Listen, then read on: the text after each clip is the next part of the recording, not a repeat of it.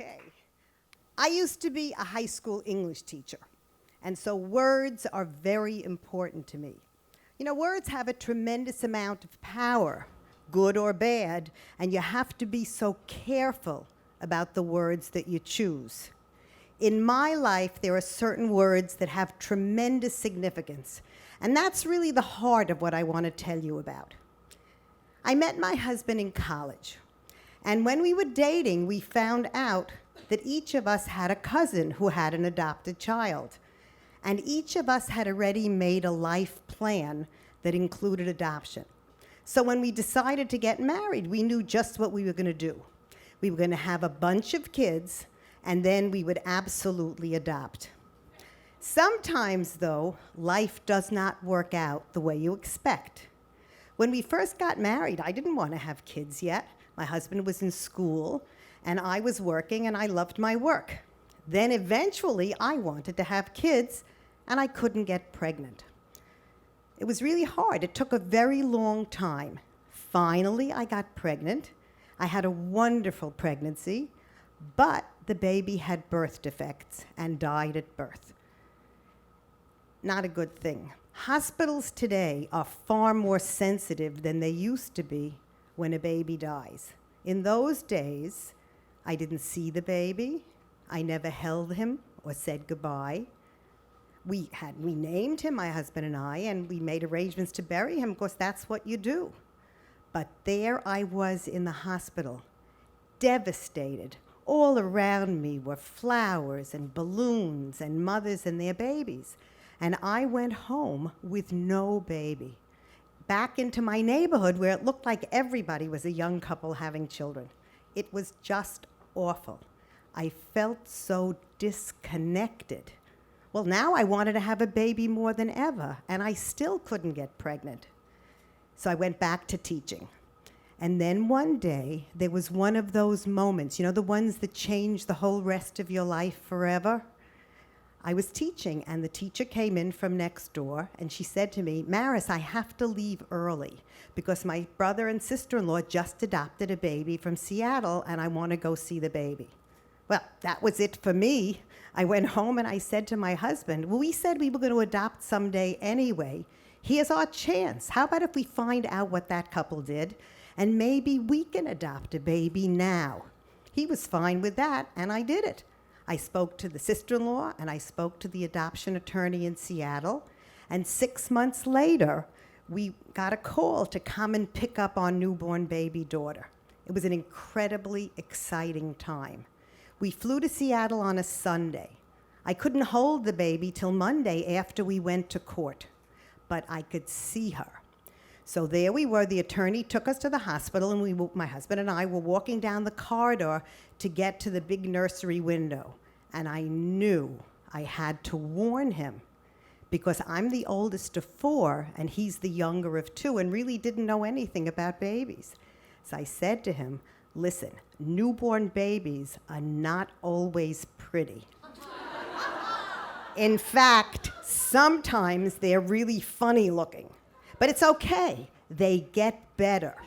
Just be prepared." And sure enough, we got to the window of the nursery, and there in front of me were 5 of the ugliest babies I had ever seen. I didn't care. I just wanted to know which one was mine. So the attorney said something to the nurse, and I figured she was going to point out which was our baby. Only instead, from the back of the nursery came another nurse carrying a newborn wrapped in a new pink blanket. That was our baby. And I have to tell you, she was the most beautiful baby I had ever seen in my life. Now, was she really beautiful? Who knows? But she certainly was beautiful to us. The next day, we went to court. We did everything we had to do, and we brought her home. Now, I have to tell you that in the months that we were waiting for that phone call, I had an opportunity to talk to a surgeon about having a procedure that maybe would help me get pregnant. And I said to the surgeon, "I don't know what to do. We're supposed to adopt a baby." And the surgeon said to me, "Maris, this procedure only works half the time anyway. And if you do get pregnant, it won't be for probably a year or more. So have the procedure and go adopt your baby. Well, would you like me to tell you the sequence of events? I had the surgery in September. We picked up our daughter in November. I became pregnant in January. And 10 months and 3 weeks after our daughter was born, our son was born. So now we had 2 babies. Now, why am I telling you this? Because of words. Because we never imagined in a million years that we would hear the words that we heard when we entered this new world of having a baby by birth and a baby by adoption. I mean, people said really strange things. It was not nice words. When our son was born, somebody said to me, "Well, aren't you sorry you didn't wait a little longer?" In other words, why did we bother going to Seattle? And then somebody, worse than that, somebody else said to me, "Well, you're going to give that girl back now, aren't you, now that you have your own child?" Incredible, as though our daughter were any less my own child than our son was. People were just amazing. We ended up adding a 3rd child to our family by adoption.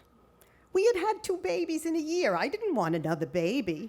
So we did what in those years was considered a very brave act. We adopted what was then an older child. I wrote a letter and sent an application to a big international adoption agency, and we got a referral of a 3-year-old girl from Korea who needed a family. Now, it's not like today. Today, when you get an international referral, you get a photo album, you get a video, you get a file of medical to bring to your pediatrician. Not then. We got a couple of pages of information, which was fine with us, and one little picture, like a mug shot of this little girl with a very serious face. It was enough for us. I immediately wrote back to that agency, said, "Yep, we'll take her, absolutely, she's ours." And then we waited for her to come to America. Well, it was the end of the Vietnam War, and it took a really long time. We ended up going to Kennedy Airport probably 6 or 7 months later. And by coincidence, it was a friend of ours who was the volunteer who was bringing her off the plane. So as they were walking toward us, my husband and I were both there, I wasn't really worried about whether I would bond with her or whether having a 3-year-old to start was the same as having a newborn. What struck me was that she wasn't bringing me some new child, some stranger who was just coming into our family.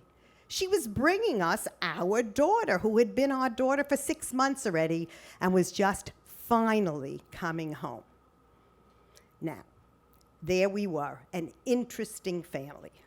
Don't you think somebody didn't say something? Those words again? Somebody actually said to me, "Well, Maris, it's obvious that you love all 3 of your children, but didn't you feel just a little bit different when your son was born? After all, he's your blood."